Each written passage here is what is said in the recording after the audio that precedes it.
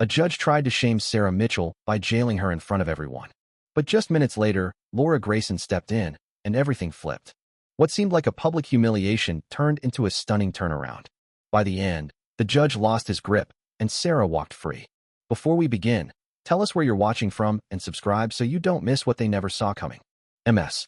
Mitchell, I've warned you twice. Judge Henry Caldwell barked from the bench, his irritation palpable.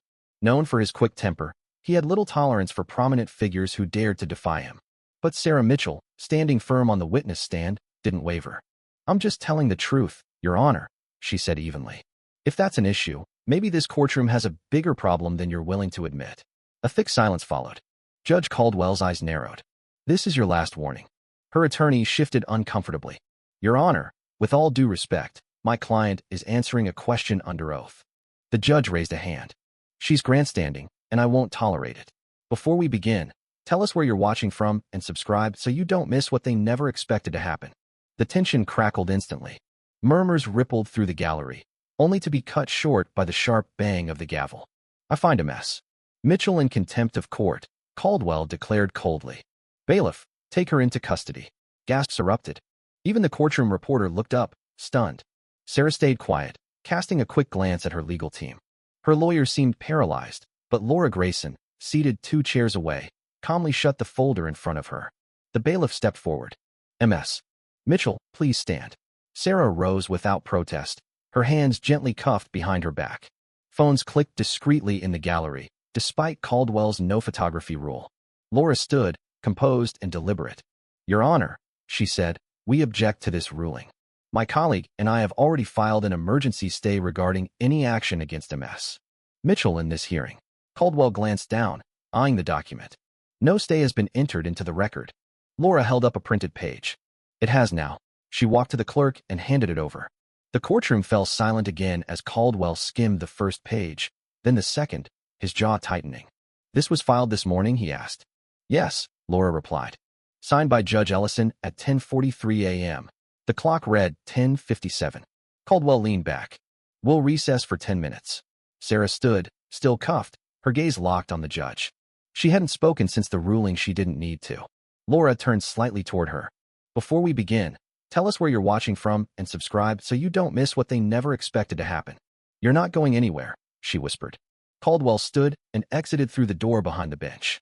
The room hummed again, softer this time. Nobody wanted to miss what was next. Laura remained standing as the judge left. Sarah was still in cuffs. Her lawyer leaned toward the bailiff. She's under a federal stay now. Are the restraints necessary? The bailiff hesitated. Until the judge says otherwise, I follow current orders. Laura kept her focus on the document the clerk was reviewing. She stayed silent until the clerk returned to the bench area and slipped into chambers. Sarah tilted her head toward Laura. You filed that this morning before the hearing? Laura nodded. We saw this coming. Sarah gave a faint nod. I didn't think he'd push it that far. Laura met her eyes. He was waiting for an opening. Sarah's attorney leaned in. That stay, what's the wording? No ambiguity, Laura said. It halts enforcement until federal review. The assistant district attorney approached. You skipped our office entirely. Laura didn't glance at him. Emergency procedure. No notice required. You could have given a heads up. It wasn't a courtesy motion, Laura replied. It was essential. He walked off without a word. Minutes ticked by. The door behind the bench swung open, and Caldwell returned, holding Laura's document. He sat without acknowledging anyone directly. This court has reviewed the emergency order from Judge Ellison of the U.S. District Court, he began. It imposes a temporary stay on any contempt actions in this matter. Sarah's expression didn't shift. Given that directive, MS. Mitchell will not be taken into custody at this time. The order is binding, and the court will comply. Laura stayed still. Sarah's lawyer let out a quiet breath. Caldwell turned to the bailiff. Remove the restraints. The bailiff stepped over and uncuffed Sarah. She flexed her wrists slightly, but said nothing. We'll recess for 15 minutes and resume afterward, Caldwell said. He stood and left again. Sarah sat beside her counsel. Laura stayed on her feet, organizing her papers. Sarah looked at her. Thanks, she said softly. Laura replied without turning. It's not over yet. Her voice was steady, professional, no hint of triumph. Sarah's attorney leaned over. What's his next play? Laura closed her folder. He'll pivot, discredit the filing, shift focus, or stall. He's not one to back off. Sarah nodded. No, but now he knows someone's watching from higher up, Laura added. Sarah leaned back, still composed. I'm ready. Laura finally sat. Good. He's about to test how ready. When court resumed, Caldwell returned with a calculated look, controlled, unreadable. He adjusted his glasses and scanned the room. We'll now proceed with the evidentiary portion of today's hearing, he said. The court notes the federal stay and will operate within its remaining jurisdiction. Laura didn't react. Sarah's attorney gave a slight nod. The prosecution called its next witness, James Carter, a regulatory analyst set to address one of Sarah's public statements, flagged as misleading by the opposition. Carter took the stand and was sworn in. The assistant district attorney started. Mr. Carter, did you review Ms. Mitchell's remarks from her February interview on national TV? Yes. Were any factually inconsistent with official regulatory reports? Yes. One about projected job losses was significantly exaggerated. Laura leaned in, jotting notes but holding back. Caldwell watched her closely, as if anticipating her move. Sarah's attorney stood for cross-examination. Mr.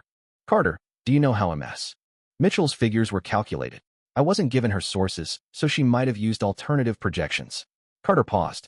It's possible, but they wouldn't match official data. Laura whispered to Sarah, he's shaky. Let your lawyer pick at it. Sarah nodded once. The hearing dragged on for another half hour. Caldwell kept his tone even, but he zeroed in on every chance for Sarah's team to falter, cutting off objections fast, giving the prosecution more leeway. Laura clocked it all, but stayed quiet. During a brief break, Sarah leaned toward her team. He's building a new angle, not contempt, but credibility. Laura agreed. That's his shift. If he can't jail you, he'll try to undermine your voice. Sarah crossed her arms. I've faced worse. Laura met her gaze. Not with a federal stay in play. Months later, Judge Caldwell's resignation quietly closed the chapter. The case slipped from public view, but its ripples lingered in legal circles. Laura Grayson hadn't just defended her client, set a marker, showing even the most powerful judges weren't untouchable when they overreached. Sarah, ever practical, kept her focus on her policy work. From the start, she'd insisted this wasn't about political leverage or toppling a judge, it was about upholding the law and curbing courtroom abuse. Her team held a final debrief after Caldwell's exit. The communications advisor asked if they should comment publicly. Sarah's answer was firm. We're done with it. Let the work stand. Laura moved on too. The case was behind her, but it had sharpened her view of her career. Always a sharp attorney, this had thrust her into focus not as a bulldog, but as someone who mastered law and optics. She knew when to push, when to wait, when to let the system expose its cracks. It wasn't her arguments that won, it was her steady resolve, letting the law run its course. At a legal conference months later, a young lawyer approached Laura, hesitant. I just want to say you set a bar for us. Practicing with integrity, standing on principle. I've seen attorneys chase wins, but you showed it's about doing right, even when it's hard. Laura smiled, taking it in stride. It's not about winning every case. It's about keeping the system honest, making people trust it. That's the real victory. Meanwhile, legal blogs kept picking apart the case. Though most had shifted to fresher scandals, some noted how Caldwell's fall subtly changed how judges were seen. Authority alone wasn't enough, they had to rule with fairness, transparency, and restraint. Those who didn't learn the law could hold them accountable.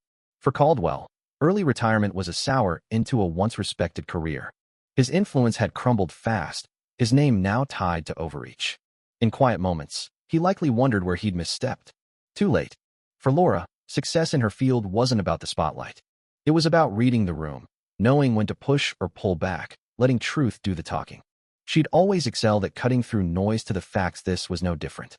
For Sarah, the aftermath was bittersweet. She'd held her ground, but the ordeal left its mark. Politics and law were brutal, and moving forward would demand the same sharp focus that got her through this. Still, she knew she'd done right. Standing up sometimes meant facing down power, and that was worth it. She didn't need applause or credit. The law had worked. That was enough. The saga around Caldwell's resignation underscored the courtroom's fragile power balance. Judges wielded clout but weren't infallible. Cross the line, and there'd be fallout. It also spotlighted lawyers' roles not just as client champions, but as guardians of the system. Attorneys like Laura grasped that law wasn't a weapon to swing, it was society's bedrock, deserving respect. As Laura and Sarah pressed on in their careers, the case's legacy endured. It reminded all involved that law isn't a game, it's a system to uphold and defend. While headlines faded, those in the thick of it knew they'd shifted justice's course. In the courthouse's quiet halls, as cases rolled on, one thing stood clear. The scales had tipped back into balance. If you enjoyed this story, subscribe to the channel.